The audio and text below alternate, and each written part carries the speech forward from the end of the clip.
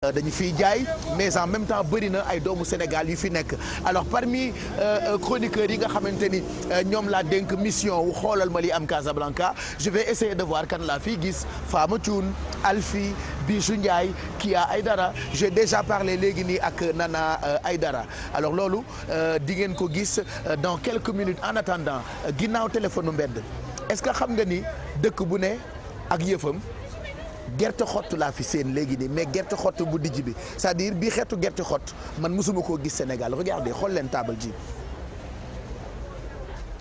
xaaral ma jënd ci bonjour bonjour c'est de l'arachide 10 kilos c'est combien 20 dirhams ça c'est combien li ma yor dematul 10 dirhams laa yor ak 5 dirhams 15 dirhams non 10 dirhams 10 tu me vends 10 dirhams 10 dirhams sax mooy ñëw continue 10 dirhams moom mooy ñaata ah mais ici c'est cher de le gerte l'arachide là c'est cher ici de ah c'est cher j'ai dit eh aka ñàkk kersa sax moom ci naar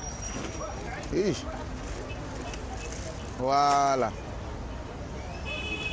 ça c'est 10 dirhams voilà merci yow naar bu xaw a ñàkk kersa nga merci beaucoup au revoir moom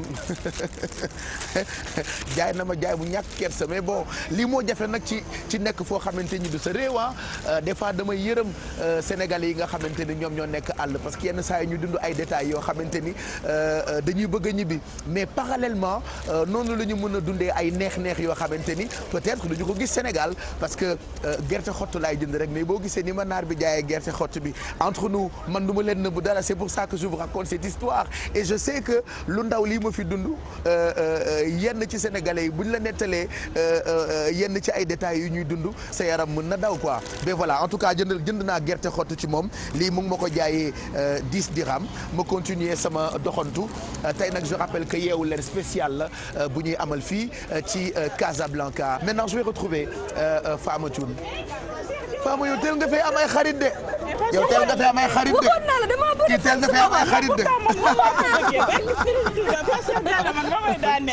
waaw ci loolu de naka bu yaa ngi ci jàmm soxna si na nga def ça va yow noo tudd Isaga d'accord man jël naa fi ci seen gerte xott bi mos leen ci rek gerte xott la rek mosal sama rek ji teel nga miin ma de dama fi bëri fan si waxoon naa la ko yaa garaaw gëmoo ma ngeen di doo yóbbaale c'est-à-dire booy wër animatrice bu garaaw ba yam ci Fama Thioune rek defe naa da ngay bàyyi àdduna ñoom seen gerte gi nag xur mbete na de yéen laa lay conseillé nañ ko lekk balaa Bijou Ndiaye di ñëw xam nga dafa tiit na réglé na ñëw bi naan do ngeen ma may ci gerte xott bi na réglé pour moom fekk ma fi qu'est-ce que tu prépares pour nous fekk naa la ci foo xamante ni il paraît que c'est réputé pour être marché sénégalais oui alors fekk nga ba fi foo xamante ni macha allah sénégalais yépp moom la ñuy fréquenter mais man li ma fi gën a indi tey mooy mode marocaine mode marocaine oui mode dañoo marocaine mën a sañse nag gàtt yi ñuy créé dafa rafet donc te gis naa ni sénégalais yi adopté nañ ko muy tendance bu bees muy style bu bees non des fois sax ci marié yi ci mariage yi da ngay gis ku sol bu rafet teg jaanamam bu baax ñu kiyee ko fu ne fu donee ko fu ne c'est vrai que loolu dama ko seetlu Sénégal c'est-à-dire te loolu yàgg na Sénégal dañu yàgg bëgg jàllaaba góor day sol jàllaabe jigéen day sol jàllaabe marakis babouchini tabaski korité fii lañ koy ñëw di jënd see ak yeneen façon modèle yoo xamante ni Maroc la fekk baax voilà yooyu yëpp fi la fekk baax moo tax su ma fi ñëwee mun maa bañ a xuus ci mode bi dëgg la de il faut moo xuus ci génne xeetu jàllaabe yu baax yi xeetu jadem yu baax yi ba ci fuddan ak émaay du ma baat dara lépp lay wane lépp luy mag marocaine incha allah dañ ko fas yéene fësal dans Yeewu Leen kon yow ñoom ñi ñëw di jaay marchandise Sénégal fii lañ koy jëndee. fii lañ koy la plupart fii la ñuy jënd lu ci ëpp. xam nga ñun sénégalais dafa sopp fu ne la ñuy dugg. mais dama fi am ay fans. moo gën a soxla yow ñu la bëgg xamul ñu la de bëgg nañ ko ñàkk xorom waaye ñoom lan moo tax ñu nekk ay fans pour yow. man dama ko xam ñi ñoo ñàkk moo tax fooy tukki da nga ma yóbbaale non je blague c'est-à-dire loolu mooy cofeel ay nit yoo xamante ni sexaloo leen lem mais ñu bëgg la rek te yàlla tax comme on dit souvent nit mën na louer lépp mën nañu louer lépp ba mu des ay nit quoi ay nit kenn mënu leen a louer déedéet kenn mënu leen a forcer dañu bëgg yëfi télévision Futurs Médias mais écoute je te laisse le soir d'accord nga dugg ci biir ma wër bu baax comme ça nga wër bu baax loxati la yi gën a rafet voilà wane li nga xamante ni moo gën a chic moo gën a glam pour sénégalais yi di seetaan incha allah vas-y ma dem amul yóbbante demal amul doo ma jox dara lu ma lay jox tuuti affaire dama sa yoon puusal Voilà, bisous. En attendant, j'ai envie de partager avec vous Ami Collé am na benn clipam boo xamante ni Casablanca loo ko defee mu ngi ci way yonent bi alors dama bëgg ngeen apprécier li nga xam ne ni moom la Ami Collé def ci clip boobule et gis ngeen yëre yi mu ci sol on était en train de parler de Djalaba ak Famatou nag ni muy defee gëstu ci mode marocaine bi nga xamante ni dafa xew Sénégal alors boobu nag dañu leen koy may di leen ko ziyaare clip bi vidéo bi plutôt boo ko xoolee di nga gis yenn ci ay mbir yoo xamante ni fii Maroc la fekk baax Ami Collé woy ko jagleel ko yonent bi ñu nuyu nabiyen yu mag yi regardez cette belle vidéo et puis on se retrouve juste après pour la suite de cette émission spéciale yeewu leen spécial balade fii ci Casablanca neexul ba neexul nag mais Ami Collé dafa mën a woy c'est une très belle chanson et puis lu ngeen ci xamul vidéo bi bu ngeen ko seetaanee seen xel ma waxaat leen ko dafay dem fii ñu nekk muy Casablanca gis ngeen édifice yu rafet yi gis ngeen dëkk bi ni mu mel wax naa ko sànq lu bëri dañu koy gis Dakar mais daf ñuy fàttali Maroc Dakar boo fa demee am nañu avenue Mohammed V daf ñuy fàttali buuru Maroc Dakar boo fa demee am nañu grande mosquée suñu grande mosquée daf ñuy fàttali façon bi nga xamante ni moom la ñu tabaxee mosquée yi fii ci Casablanca fii ci Maroc sax laay wax de façon générale daanaka yu bëri dafa nuroo ak Sénégal si vous nous rejoignez nous sommes ensemble depuis ce matin fii ci Casablanca tey dañuy doxantu man ak ñi ma àndal on est en train de vous proposer avant-goût boo xamante ni pour lii am lundi matin la parce que même lundi fii la ñu nar a yeewoo man ak ñi ma ci àndal sama waa ji nag moom daf maa jiitu ba pare di lijjanti boppam sama waa jàngi. baay yow kañ nga yow. barke borom Touba sama waa jàngi. kaay wax leen ñaari affaire yow man xam nga ko lekk gi nekk rek. yàlla sax yonent bee ko gënal man nag ñi xale yu bëri ci plateau bi yëpp Alfayda ma gënal jëw la nag de. looloo am jëw la. buñ duñ ko yëg. fexeel ba bu ko Bijou Ndiaye yëg. du ko dégg. bu ko Kiya Aydara yëg. du ko yëg. bu ko Nana Aydara yëg. du ko yëg. bu ko Mati waaye du ko Carter yëg. yëg bu ko kenn yëg. du ko kenn dégg voilà du ko yëg ci maag yow la am na xaritam. Youssou Ndour li teleem dire yëpp may xaritam. dëgg la àdduna choix la. man li technicien yi di bëri. Ahmed Niang mooy sama xarit. astafurlah ndeysaan astafurlah Aziz Soumaré astafurlah Petit astafurlah Mbaye Diouf astafurlah ñoom ñëpp ñooy samay préféré mais kenn du Ahmed Niang mais kii sama préféré la te defe naa loolu Sénégal xam na ko. waa ci loolu yow kañ nga yeewu. sànq man kat dama yeewu wër leen yéen ñëpp. fi mu ne maa ngi doxantu ku ne maa ngi koy seet. wallaay yaa ngi wër ba da nga sonn ni. sonn naa di. man daal wër naa depuis 7 heures du matin xam nga yeewu bu vitaminé tamit quand même yeewu bu vitaminé xam nga nag ci ñun la am. ouais te pourquoi pas xam nga yeewu fajar jël sa jus d'orange. waaw léegi man doo ma jëndal. ah Kouya. yow. Aji jus d'orange. أجي واحدة الحرة واحدة الحرة بده حلوة جودو حلوة عبد الله ربيت الحلا الله يحضر بس يا Pape lan nga doon làkk nii. أنا أخويا عبد حلوة بحدها يلا أيوة طب ساي waaw mais je sais pas c'est vrai que orange. ak Sénégal. xam nga Sénégal tout le temps dañuy wax orange du Maroc. orange du Maroc tout à fait. orange du Maroc moom mu demee ak. orange du Maroc mooy xam nga orange la. mais bon ak bu nekk ak fi muy saxee. ok donc nag ñoom seen spécialité bi ñu am ci orange mooy bii sax fii. mooy bii ñun gis nga ni sunu jaune. ak orange bi dafa am na tuuti différence.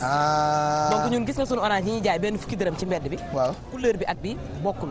et puis man orange yi ma gis fii.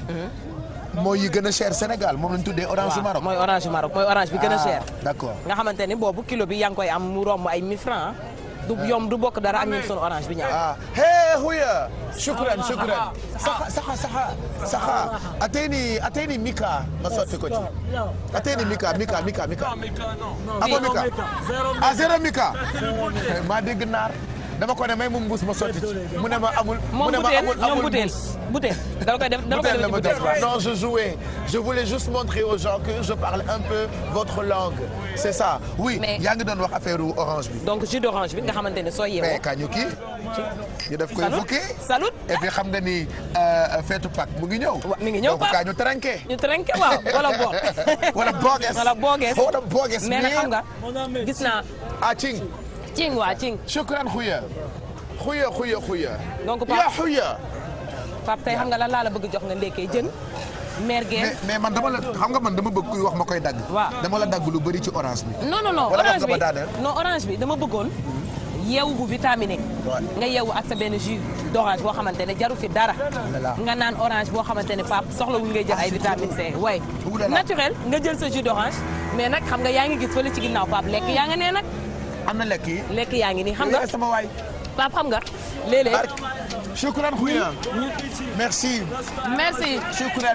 shukran way Alfi xam nga ñun dañoo am sunu ay tànganaan ndékki dafa war a yomb ndax poche yi léeg-léeg dara du ci ne ñoom nag dañ ñun dama ñëw fii lakkalu samay jën da nga lakkalu jën sama ay gàddaam yoo xam ne dañ ko farcir merguez baa ngi ne la ci ginnaaw c'est pas vrai donc sardine yi nga xamante ne xorom kase lañ ci def donc xorom kase la ci def waaw sardine lakk ko da la koy lakkal ba mu croustillant daal di génnee nag platam tegal la ci pour nga mën ko déguster xam nga tamit yii ça change un peu pourtant bi ma xëyee tey xam nga damaa jaar ci consulat bi xam nga boo ñëwee ci dëkk tout à fait da ngay naan koŋ-koŋ koŋ-koŋ bi mooy autorité yi nga xamante ne ñoo fi teewal Sénégal foofu nag ndekkiwu ma fa lekkuma fa dara dëgg la joxuñu ma lekk joxuñu ma naan loolu lañ def xaw ma sax baax naa wax nay leer de kon da nga lekk ba pare déet lekk gu ma jàllo la sant nag sama waa ji jàllo la sant mais ndekki bu simple quand même y a rien de tel un bon jus d'orange pressé et naturel plus quoi tu disais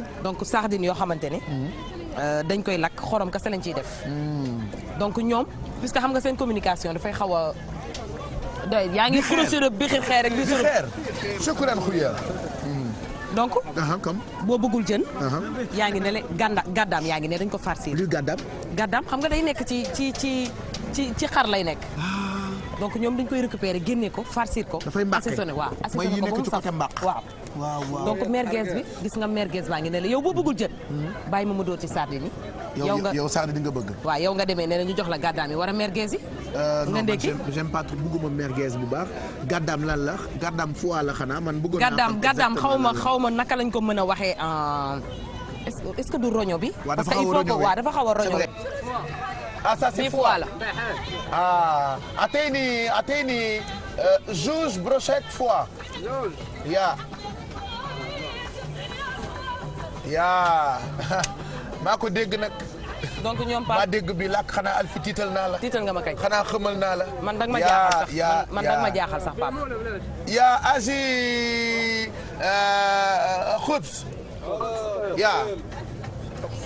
yaa xubs déggal li ma wax xubs mais Pape restaurant baa ngi ne ci ginnaaw ñu dem toog mu servir ñu dañu dem toog waaw ñu toog ni ok fii comme Tangana waay d'accord c'est comme ça que ça se passe commandé nga ba pare mais kañ ñu dem toog kon mu andi ñu man sama sardine ma andi la sa ay brochette waa ji laa gëm salaamaaleykum salaamaaleykum bonjour bi xeer ça va ça va bien alhamdulilah shukran Pape toogal rek la basse wala basse est-ce que vous connaissez la basse wala basse shukran Khouya et le citron citron lingom mooy citron lingom la basse wala basse la basse mais kontaan naa ci yow de waaw yaa wax léegi yow Alfi dañuy ndekki c'est vrai mais en même temps xam nga sànq ba tey maa ngi koy wax téléspectateurs yi dañuy doxantu tey exceptionnellement parce que boo ñëwee ci dëkk da nga am nooy def donc nuyoo saafonte et tout ça te yéen ñëpp kenn ku ci nekk am na fu ma la fekk da ngeen xëy rek dem abandonné ma mais lekk beeg yi ngay préparer téléspectateurs yi fii ci Casablanca lan ak lan la donc des na lu bëri parce que xam nga ni Pape soo ne cuisine marocaine xam ni cuisine la boo xamante ni def na tour du monde cuisine marocaine kenn dootu ko présenté lépp loo xamante ni tagine la wala muy couscous marocain ba ci ma zëmm mu nekk ay spécial ma zëmmal man daal appellation bi xaw ma noonu la war a doon waaye Juge yaa gis nga ñoom seen mburu Pape xubs la tudd waaw ñoom xubs gis nga Pape ñun sunu mburu day gudd ñoom seen mburu day ron ko rokkisee rek mën bind la ko yow xubs xam nga yow ma sëmbal bi Pape mu nekk ay spécialité yoo xamante ne Pape dañu bëgg dem xool ko niñ koy defaree donc ñu dem xooli ko naka lañ koy defaree mazambal bi couscous marocain dina ñëw Pape ak li nga xamante ne mooy tagine fii sax loo xamante ne mooy tagine mais est-ce que doo ñibbi bàyyi ma fi ma bàyyi la fi parce que épices yi fruits secs yi c'est vrai que ñoom dañoo bëri épices waaw da bëri nañu épices bëri nañu li nga xamante ne mooy ay fruits secs nga xam ne yooyu c'est excellent pour li nga xamante ne mooy suñu digestion Khouya shukran donc Pape gis nga. c'est parfumé paprika bi. yaa ngi koy sentir li nga xamante ni muy cumin bi tamit yaa ngi koy sentir ci biir. donc daal dinañu dugg ci cuisine marocaine à 100%. donc loolu la ñuy andil ñi nga xamante ne Pape ñi ngi toog di seetaan. donc dinañu dem xool ay spécialités yoo xamante ni fii la fekkee baax maanaam ci Maroc pour mu mën ko andil sunu gars yi ñu mën ko représenter léegi. super donc il faut rappeler que yaa ngi àndandoo ak beurre Sofia. ak beurre Sofia tey beurre Sofia ak meew Sofia ñoo ñëw ba Casablanca. je pense que mën nañ koo xool. mën nañ ko dem xool ñëwaat pa. ay te ñu xool beurre Sofia.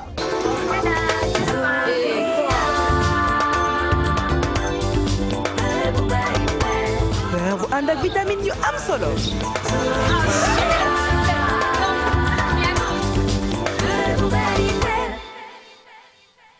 Alfi.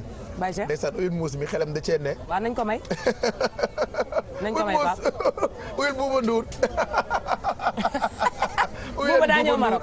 Bouba Ndour muus mi Bouba Ndour la tudd c'est dommage que Ahmed tu l'as pas vu mais bon.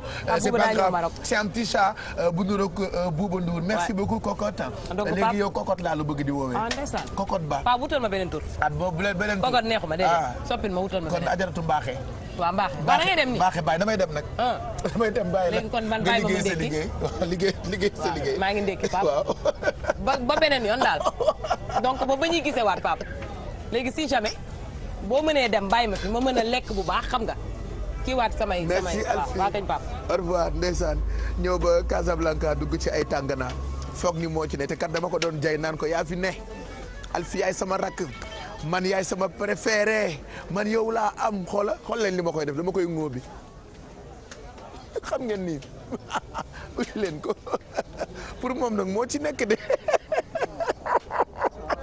bëñ du ree jàmm te jëw baaxul en tout cas c'est avec beaucoup de plaisir que nous vous accompagnons depuis ce matin fii ci Casablanca nous sommes dans un marché ñu fàttaliwaat leen ko bu fekkee yéen a ngi doog a taal télé bi ñu leen di ñaanal bëccëg bu neex ci télévision Futur Média juste encore remercier suñu partenaires yi nga xamante ni ñoom la ñu àndal tey nag ki ma gën a bëgg a gërëm mooy agence Mercure Voyage alors Mercure Voyage agence la boo xamante ni mu ngi nekk biir Sea Plaza bu ngeen demee Sea Plaza mën ngeen laajte Mercure Voyage et tourisme ñoom dañuy def lépp lu jëm ci wàllu réservation de billets bu ngeen bëggee par exemple def umra bu leen neexee ngeen dem Mercure Voyage bu ngeen bëggee par exemple ziar dem Fès bu leen neexee ngeen dem Mercure Voyage donc Mercure Voyage ñoom ñoo jàpp ci copain kay waaw kay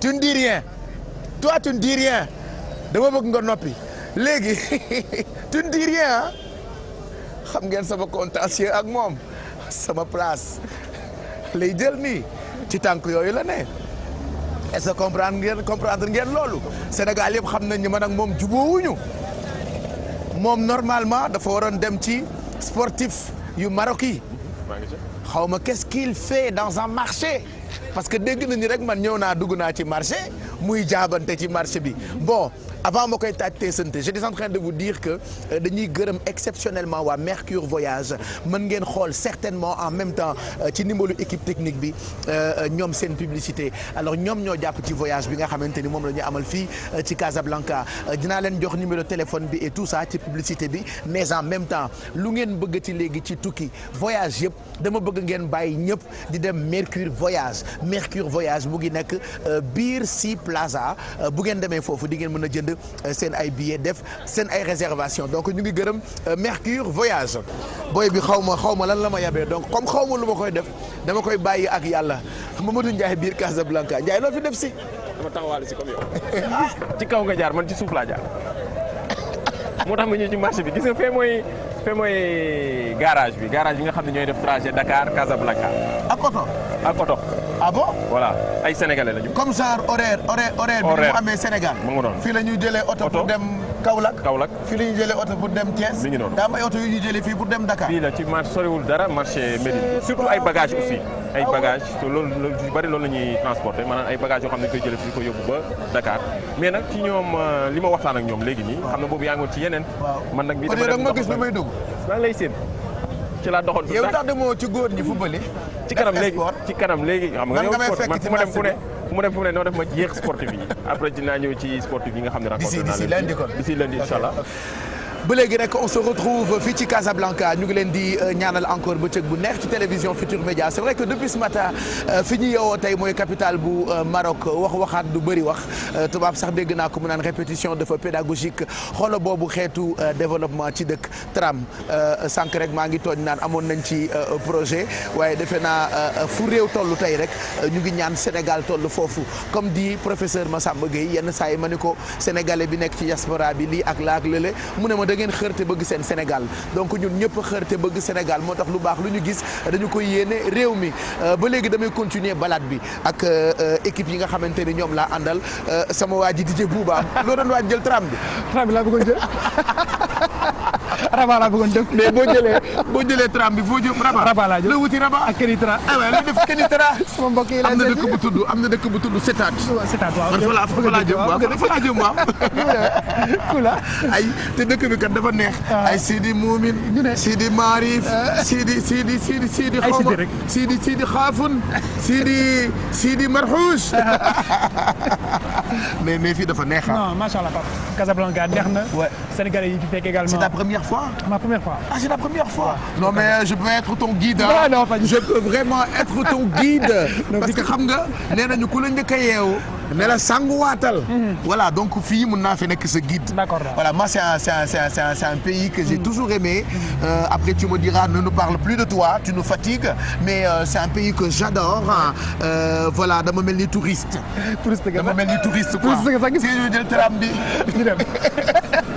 te dellu Dakar dañ dellu Dakar mais Dakar oo dàq moo dàq c'est vrai que Dakar moom y a rien de tel bon ben depuis ce matin nuyoo wuloo c'est vrai que da ngeen yeewu ne may man ma namm samay tànk di leen wër nuyoo ak téléspectateurs yi yeewu tey ak yow Casablanca comme d'habitude ñu leen di nuyu baax di leen dalal jàmm ci télévision Futur Média seen biir émission yeewu leen yeewu musique tey nag ñu ngi fii ci Casablanca événement bi xam ngeen ko Pape Diouf la génération consciente le samedi oui mais en attendant xam nga moom mooy monsieur musique mais damay wax lu leer tombé moo waral ay gaaf ñun dañoo ñëw def si yeewu leen mu tombé ak Pape Diouf di def guddeem bu mag. voilà léegi nag comme yow ku waxul waxu musique nga xuloo ak moom. jeex na voilà àggali su nuyoo quoi te bu ñu indil benn problème. li may àggali mooy sénégalais yi nekk Maroc yëpp Pape Cheikh ak Tunisie un peu partout ñoom ñu ngi waaj événement bi. ñu ngi koy préparé bu baax. moo tax sànq dama yeewu ce matin. ndekki ba pare rek dugg biir Medina ca marché ba. mais maa ngi foo woon lu tax gisuma la. maa ngi foo woon dañ ma pressé le citron meral ma ko rek. mais defal nañ ma ko. aywa Pape Cheikh yow. instant bi ma demee ci marché bi fekk naa fa Alfi. fekk naa fa Fama Thioune. fekk naa fa kan laa fa fekkaat sax Mamadou Ndiaye. mi kon yéen daal fa ngeen dugg. dañu tas. d'accord Mamadou Ndiaye ca kër ga laa ko gëj a gisee. waaw mi ngi woon ci marché bi. moo ci marché bi. moom est-ce que deful commerce babouche sax. commerce babouche parce que gars yi comme weeru koor baa ngi ñëw. je reste convaincu que sama équipe bi dañoo profité def prêt. ñëw jënd marakis pour placer. war na ma jaar nga ci consul ba. non man gisaguma ko ba léegi. li nga neex mooy tey bi ma yeewoo gisuma la ma ne wóor na ma Pape Cheikh dafa seeti sama nijaay le consul son excellence Massamba Sarr. seen nijaay Massamba seen nijaay son excellence nekk seen nijaay. mais balaa ñëw xanaa la ko. man dew ma fa de. ay dama sax sama cousine la. ah ay dama man. mais nu mu mën a nekkee si cousine. man ñoom dañ ma jaaxal c'est-à-dire li ma jaaxal ci ñoom fu ma door ñu door fa parce que marto door bi ñuy waaj a organiser marto door bi barki bugguma sax giñ mais man lañ koy jiiñ mais du man de nii la naa ma dem ci kanam quoi. ah di nga fa dem waaw dem naa fa ba pare seet naa ma sàmm ba pare mais dama ko seet noonu rek comme ça après dem ñibbi amul gisoo leen ñaaroo leen dóorkat laa boo xam ni fajar laa yeewu dem na ko woy monsieur excellence xam nga boo ñëwee ci dëkk da ko war a ñëw nuyu waa dëkk bi da ko war a seet fi autorité gëmu ci dara minute bu nekk ma tàgg minute bu nekk ma ne ko excellence maa ngi ñibbi ma xool poos yi wuy ma dafa bënn tubay ji bënn laa sec baa ngi fi buba buba balaa léegi nag. lu tax ñu yóbbu ma xalaas lu leer laa la wax. waaw jeex na. mais tout à l'heure tu l'as dit actuellement aussi sénégalais ñu ngi préparé demain. samedi 8 avril. Pape Diouf ak Génération Consciente. voilà c'est un événement boo xamante ni ba dina la fi fekk. mais damay toog bu ngeen demee ba toog. tey la ñuy ñibbi de. mais ñibbi leen parce que Pape dama dugg marché Médina. fekk fa gars yi sénégalais yi ak sénégalaises yi di préparer événement bi parce que quand même liñ fiy gis ay artistes bëriwul. te dina baax aussi les artistes musiciens sénégalais ñuy ñëw fii di jouer di bégal tamit sénégalais yi. donc c'est un événement boo xam ne étudiants yeeg commerçants yi ñi nekk un peu dans le monde du travail fii à Casablanca. et même dans d'autres villes ñu ngi préparé wu également. est-ce que mën nga ñu wan li nga fa jëlee ko. si kon waaw doxante bi te gisuma ci marché bi. man dew ma fa sax dew ma fenn. kon dañuy ànd ak Ameth Niang je viens de sortir comme ça. léegi dañuy ànd ak Ameth Niang ak équipe bi yëpp dugg marché Médina fekk fa sénégalais yi xool ñoom itam ni ñuy waajalee le grand béguet de Casablanca.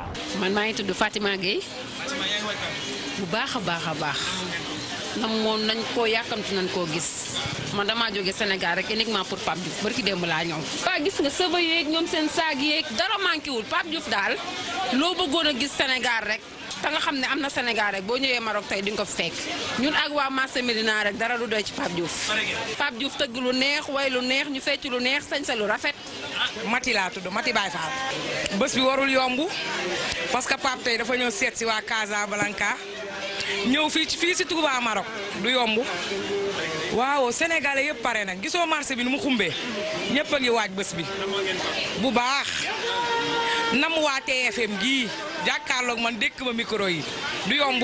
le 8 incha allah rabbi su neexee yàlla dinañ fa dem taxaw ko ndax Pape nag vraiment ku baax la sunu xarit la te vraiment lu neex rek lay tëgg. maa ngi tudd Moustapha maa ngi fii ci Maroc y a un peu longtemps alors ñu ngi waajal Pape Diouf ji loolu moom sëñ bi mooy géej gi ndax am na ndox ñu ngi koy waajal le 8 fii en masse nag ñu ngay gis ni sama gars yi nii Marrakech lañ jógee am na ñu war a jóge ba Mali am na ñu war a jóge ba Paris donc du mën a yomb Pape suñu frère la suñu mbokk artiste la donc fii bu fi nekkee dafa mel ni moom moo ngi fi donc waaw dafay day waaw mooy loolu yéen waa TFM nag moom benn instant daa am lu ma leen di dencal damay bàyyi ba le 8 bi man maay def première partie bi waaw ca kaw ca kanam rek.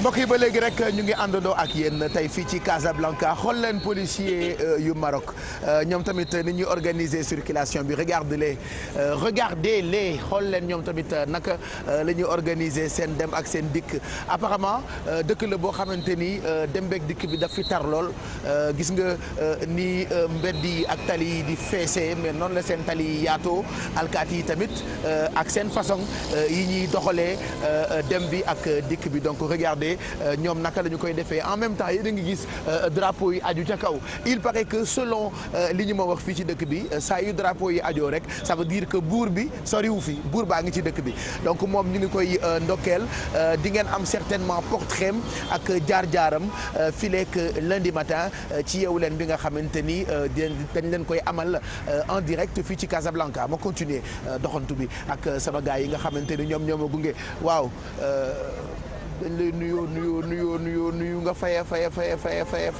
nuyoog Abdou Ndiaye ma nuyoog ñoom nuyool alors j'aperçois sama rakk ji kenn du ñëw xam nga sànq am na benn secret bu ma waxoon ne woon naa Alfie mooy sama préféré après ma changé avis gis Bijou Ndiaye ne ko Bijou Ndiaye yaay sama préféré après jukkoom doyuma quoi ma gis Fama Thioune ne ko yaay sama préféré après jukkoom doyuma quoi ma gis Kya Aidara ne ko yaay sama préféré jukkoom doyuma quoi Nana Aidara ainsi de suite mais ndekete man li Yeewu Leen di rëy yëpp c'est toi mon amour yaay sama préféré. ay anciens combattants lañ. voilà vraiment ancien temps vraiment très bien. alors Maroc dafa bëri ay xale yu entreprendre. waaw donc je reste convaincu que bëri na ay xale yu relever défi de la diaspora. waaw bëri na Pape Cheikh dem nañ ba marché Madina.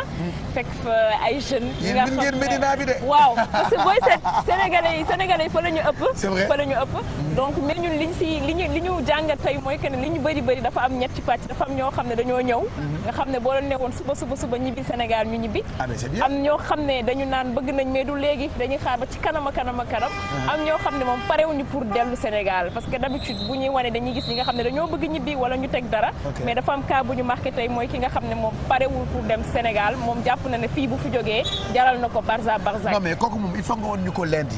Inch'Allah mais j'ai remarqué benn affaire dafa bëri ci dëkk yu mel ni Maroc ay dëkku transit la pour la plupart boo demee ci dëkk yu mag yi nga xamante ni d'habitude foofu la ñuy gis Sénégalais yi dafa immigré Espagne Italie France da nga fay tase souvent ak ay nit yu la naan man Maroc laa njëkk a jaar. nee nañ jaar la. voilà dafa mel ni dëkku transit la est-ce que loolu dëgg la.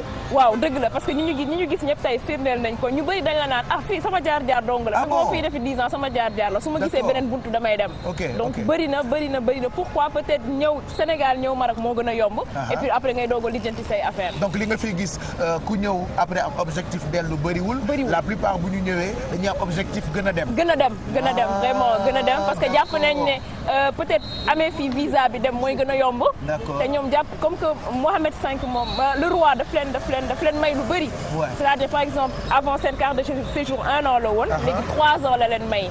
waaw ñoom jàpp nañ ne daal roi bi seen roi la et que bëgg na Sénégalais yi. te daf leen di yombal lépp lu ñu bëgg. parce que selon certaines informations yoo xamante ni jot naa ko comme li nga wax léegi nii am nañu léegi ay possibilités yu bëri yu ñu am ñoom Sénégalais yu bëri Pape Cheikh parce que 1 an nga am carte de séjour 1 an mu expiré 1 an dafa gaaw. at dafa gaaw léegi maintenant ils ont 3 ans ba pare di nga ci am assurance vie di nga ci am ay lépp lu marocain bi am yow droit boobu am nga ko boo xasee ba am sa carte de séjour. d'accord est-ce qu'il y a des Sénégalais yu liggéey ci entreprise parce que souvent da ngay gis ni ku génn Sénégal dem beneen dëkk ñaare dañuy wax ni liggéey bu mu fa am lii wala liggéey bu mu fa am laa il paraît que aussi am na ñu am ay postes stratégiques fii nii malheureusement on n'a pas eu le temps dem seeti ñëpp on n'a pas eu la possibilité dem waxtaan ak ñëpp mais selon yow enquête yi ngay faral di def ci défi de la diaspora fii ci Maroc am na ay Sénégalais yu am poste yu baax quand même. exactement am na kenn comme le monsieur Alioune Gueye qui est un Sénégalais boo xam ne fii la nekk yor agence am bu rëy di employé ay Sénégalais di employé ay Marocains te moom mooy tax yéen bu ngeen demee ñun ñu des parce que il faut ñu gis ko il faut ñu rencontrer ko mu wan ñu naka la def ba tabax li mu tabax nii tey bay organiser ay forum ba adduna bi yëpp surtout jeunesse sénégalaise bi di ñëw ci forum yi di si participer bëri na am na ñaari jeunes sénégalais yoo xam ne Pape Kayré ak Badou ñu yor seen entreprise nekk ci informatique di employé aussi surtout ay Marocains te fii si Maroc donc c'est vraiment pas évident mais ils ont relevé le défi am na ñeneen ak ñeneen Pape Cheikh bëri nañ y a beaucoup de Sénégalais yu yeewu tey ak yeewu leen fii ci Casablanca yow ñu ràññee la ci wàllu entrepreneuriat ràññee la ci wàllu lépp loo xamante ni xale yi war nañ ko def pour gën a teg ay affaires parce que le monde nous appartient maintenant léegi àdduna bi Sénégal surtout ndaw yi ñoo ko moom lan nga leen di conseiller balaa may tàllal man parce que tey damaa jël péage bi. li ma leen di wax mooy que ça soit le Sénégal ou le continent africain. dañu jàpp ne Afrique c'est un continent Afrique et l'Afrique c'est pas l'avenir c'est maintenant et c'est à nous de le faire bu ñu xaal kenn ñëw di ñu jàppale ñëw nañ fii nañu am wayu rafet fii ci Maroc jikko yu ñu amoon Sénégal muy jikko yu baax yi nañ ko indi fii di ko def ci entreprise yi di ko def ci mbedd bi di jàppalante ci suñu biir de telle sorte que ñun yàlla du def lu dul yokk wërsëg bi et que après bu ñu ñibbee Sénégal lépp lu suñu waajur doon xaar ci ñun ñu mën leen ko defal. mais merci Cocotte. de rien Pape Cheikh. merci à mais toi rendez-vous aussi. lundi matin. Inch'Allah 7h pile. Inch'Allah Casablanca. Inch'Allah Yeewu Leen spécial. Inch'Allah on y sera. da ngay dem defi tour wala da ngay àggali say reportage. damay àggali samay reportage. waaye yow moom da ngay àggali say reportage. yaa ma gënal xale yi nga xamee ni def nañu seen reportage depuis keroog. pour après ñu kii daal pour firi. merci Aminata. merci Pape Cheikh c'est moi qui te remercie. Inch'Allah Pape Cheikh merci beaucoup. allez dawal gaaw. xale bu bëri jom. elle est remplie de jom. oui damay tendance ñoom Bijou Ndiaye di comme man ñëpp lay tendance il faut que ma tendance xale yi xale bu bëri jom. tàmm may weer c'est-à-dire minute bu nekk ma defaraat te dégg naa defaraat moo yàqoon mbaxane Ahmed Niang voilà donc c'était une petite parenthèse boo xamante ni ibbi nañu ko ak Aminata borom Xero une très grande émission que vous regardez tous les 15 jours ci télévision Futur Média moom itam moo ñuy accompagner ci lépp loo xamante ni jëm na ci wàllu entrepreneuriat ñu tuddee ko défi 10 par jeudi ci Yeewu Leen première matinale du Sénégal bu doyul rek ma dolli damaa xëy tey fajar teel di doxantu ak yéen alors Maroc heure yi mu ngi war a rawante ak Sénégal Sénégal ci benn waxtu par exemple Sénégal bu dee 10 heures moo fay jot fii nii 11 heures moo fiy jot man nag sama particularité mooy montre bu ma takk du am heure donc du coup je ne peux pas vous donner l'heure mais en tout cas jàpp leen ni depuis 7 heures du matin Sénégal 8 heures du matin fii ci Casablanca ci la ñu xëy ànd ak yéen def balade boo xamante ni on a eu à rencontrer sénégalais yu bëri mais rencontrer surtout équipe bi nga xamante ni ñoom laa fi àndal ñu xëy fajar dugg ci dëkk bi moo tax man itam ma dem fekk leen kenn ku ci ne fa nga ne pour joxe avant goût li nga xamante ni moom la ñuy préparé fii leeg lundi matin yeewu leen décentralisé télévision Futur Média ku ne xam na ni mooy seetu askan wi ki ma dese nag xaw ma fan la nekk dégg naa mu ngi boor yi moom Kya Aidara alors dama koy gis rapidement ni ma gisee Fama Thioune gisee ko Bijou gisee ko Mamadou Ndiaye DJ Bouba Nana Aidara Aminata mi ma noppee léegi nii ak équipe yi nga xamante ni ñoom laa àndal moom itam xam ngeen taxawaayam ci yeewu leen bi elle nous parle tous les jours emploi te ku ne xam na ni beaucoup de jeunes ñu ngi fii ci Maroc ñii di fi jàng ñii di jàng ba pare di liggéey ñeneen ñi jànguñu peut-être mais ñu ngi liggéey y a beaucoup d'universités yoo xamante ni ibbi nañu leen fii ci Maroc et que ñi yore université privée yooyu souvent dañuy ñëw Sénégal pour def seen publicité jéem a jël étudiants yi nekk Sénégal pour ñu ñëw jàng si fii y a beaucoup d'écoles yoo xamante ni ñu bëri tey ay borom xam-xam lañu jaar nañu fii ci Maroc alors Kya elle est derrière moi ah man dama xamul lan ngay yor baa ma jox la loxo rek jaajëf waay jaajëfatee man how are you man man xaw ma nan la xam nga da ngay jàng damay boylu te kat loo ci xamul sama tukkee damay boylu waaye instant moom tukkee ay pain laay sol ay simis xam nga 12 ans 13 ans je me donnerai 15 ans et demi et puis joxuma la maître Gims un peu il manque que la barbe ok d'accord dinaa ko saxal ça paie comme jamais ça paie comme jamais yeewu comme jamais yeewu comme jamais bon ben d'accord c'est pas grave ok est-ce que dañu teg clip bu maître Gims sax pendant que nous y sommes pour gagner du temps un tout petit peu je veux rester un tout petit peu avec toi c'est vrai pour jeexal yeewu leen bi voilà est-ce que possible na Pape Samba nga tegal ñu maître Gims fii nii en direct de Casablanca regardez après ce sera à vous de voter hashtag Pape Cheikh maître Gims ressemblance vrai ou faux hashtag Pape Cheikh maître Gims ressemblance vrai ou faux dites-nous loolu defe naa mën na nekk hashtag léegi nii ci page officielle Facebook bu yeewu leen parce que xam ngeen ni équipe digitale baa ngi Dakar mais ñoom tamit ñu ngi farlu depuis ce matin di leen gunge Pape Jean defal ñu hashtag boobu Pape Cheikh ak maître Gims ressemblance oui ou non ressembler comme jamais yeewu comme jamais alors on va écouter maître Gims et puis ngeen xool vidéo bi bu ngeen ko xoolee ba pare après ma leen di ñaan ngeen xool ma rek ni laay war a suuli ngeen wax ma ndax nuroo naag moom wala nuroo maag moom et c'est un titre que j'offre à mon bébé il est en train de regarder et il adore ce titre ça paie comme jamais ça paie comme jamais ça paie yow tam xamoo génn Sénégal amoo kenn ku naan la xàmmee naa la ak kaañu photo ak jox ma sa numéro de téléphone ça paie comme jamais ça paie comme jamais Coco na Chanel mais nekkuma Sénégal nekkuma Sénégal mais les murs ont des oreilles et que tout le monde parle alors regardons tu sais j'ai mis combien de temps pour annoncer clip bi maa ngi annoncé waat rek 10 minutes bon d'accord je reprends maintenant regardez dama nekk Kya Aidara dama niroo ak maître Gims mu bañ maintenant man j'ai envie de def challenge wala xaw ma sax nu mu tudd dites-moi est-ce que niroo naa ak maître Gims. ah bah. bon mais d'accord. tu fais du maître Gims. merci surtout la chemise. merci da nga ko déggoo ak moom. merci merci xaaral ma tëjal la bouton. non du ko jar du ko jar. xam naa ba ngay fecc sànq ci suuf.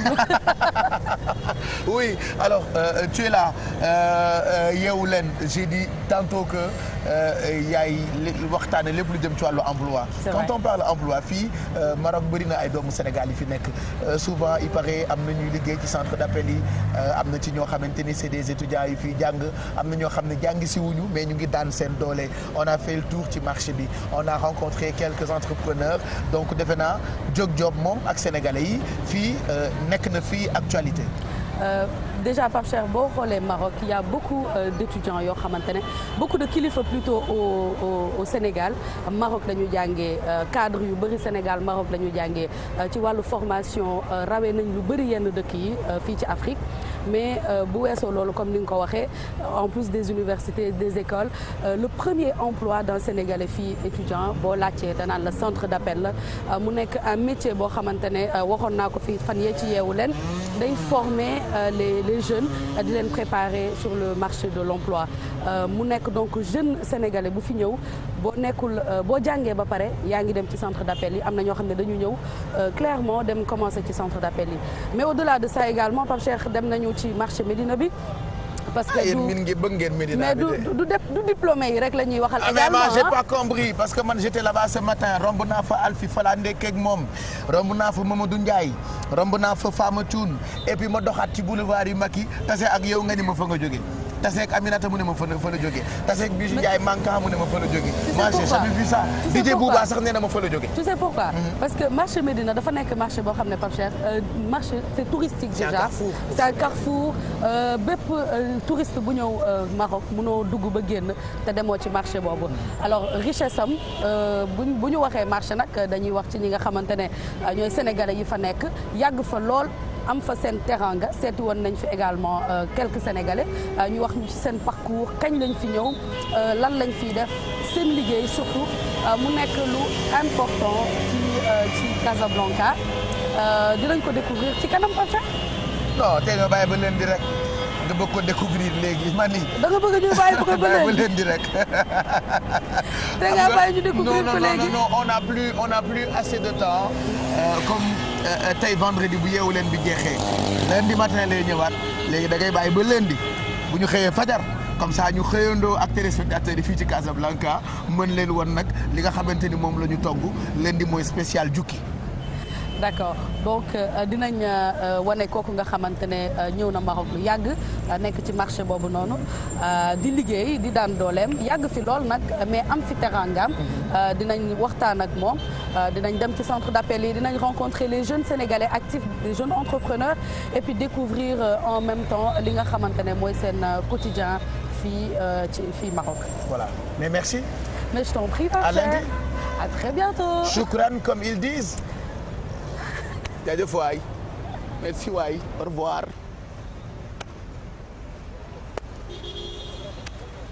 bu ngeen kontaanul man de kontaan naa xam ngeen lu tax ma kontaan damay wax ak yéen nag entre nous et que li may wax na des ci sama diggante ak yéen su ma nee yéen fidèles téléspectateurs yu télévision Futurs Médias yéen laay waxal gis ngeen li ngeen ñu jaral xam ngeen lu ngeen ñu jaral fu ñu dem def fa loo xamante ni yéen bu ngeen ko xoolee da ngeen ciy gis seen bopp.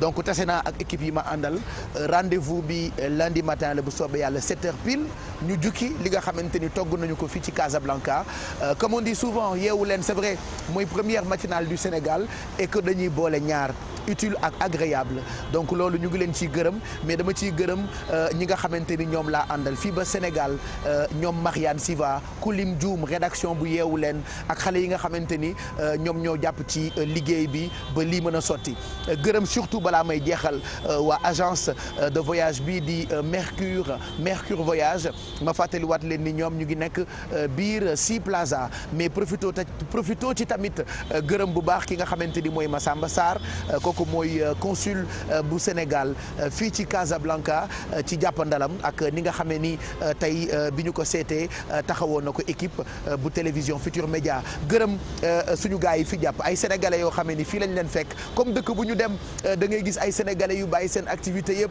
jël seen ay oto jël seen ay temps donc muy notre ami Jo ñu ngi lay gërëm bu baax gërëm tamit Abbas Koulim Dioum ñoom ñëpp ñu ngi leen di gërëm et puis gërëm surtout ki nga xamante ni histoire bi Sénégal la commencé ak ñun muy Binta Wagué alors Binta Wagué astafurlah Aïda Wagué plutôt voilà su ma nee Binta Wagué sama xel c'est vrai day dem ci Binta Wagué bi nekkoon RTS mais Aïda Wagué plutôt laa bëggoon wax c'est vrai que xel day fattu et comme on dit souvent fàtte moom moo mag borom mais sotti ci la ak def ci Aïda Wagué laa bëggoon wax excellence laa ko tuddee ndax gis nañu taxawaayam ci consulat bu Sénégal fii ci Casablanca donc Aïda Wagué ñu ngi lay gërëm bu baax a baax a baax a baax ñi ma àndal équipe technique bi Ahmed Niang ñu ngi lay gërëm waaye gërëm tamit Pape Samba Thiam ci liggéey bu métti beeg ni mu xawee woon a métti pour yegg si bi mais ñu ngi leen di gërëm comme je dis souvent Ahmed Niang fait partie des meilleurs ñu ngi koy gërëm tamit Abdou Aziz Soumaré lui c'est l'homme au doigt d'or c'est-à-dire bugguma koo catu ndax nee nañu nit bi boo limee yëppam yow yaa ko catu donc Abdou Aziz Soumaré sama classe de guerre la ñu ngi koy gërëm bu baax Mbaye Diouf sama rakk ji nga xamante ni moom moo ma wétali kor Penda Mbaye ma ca nënëx moom tamit ñu ngi koy gërëm parce que ñoo àndandoo te xam ngeen ni moom moo ma wétali nag gërëm aussi petit bu EFAT Kulim Dioum gars yi nga xamante ni jàpp nañ ci yëpp ñu ngi leen di ñaanal jàmm on se retrouve lundi matin 7h et puis bu leen fàtte Pape Diouf ak Génération Consciente samedi fii ci Casablanca est-ce que xam ngeen fan la Pape Diouf di defee soirée bi da ngeen bëgg moon leen ko kaay topp leen ma kaay yow topp ma rek kaay suivez-moi koñ bi rek laa leen di won nag ba ngeen lu neex trop yéen ñi seetaan dama leen di won juste koñ bi nga xamante ni foofu la Pape Diouf di amalee soirée am samedi soir venez